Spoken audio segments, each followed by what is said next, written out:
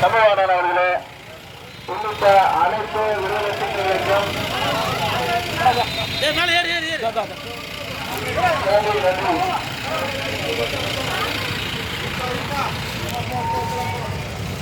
இந்த சிறப்பாக வரவேற்பு கொடுத்த விடுதலை சிறுத்தைகள் இயக்கத்தை சார்ந்த அன்பு சகோதர சகோதரிகளுக்கு நம்முடைய வெற்றி வேட்பாளர் செல்லும் அவர்கள் சார்பாக மனமான நன்றியை தெரிவித்துக் கொள்கின்றோம். வருகிற 19ஆம் தேதி நீங்கள் எல்லாம் மறக்காமல் உதயசூரியன் சின்னத்துக்கு வாக்களிக்க வேண்டும்.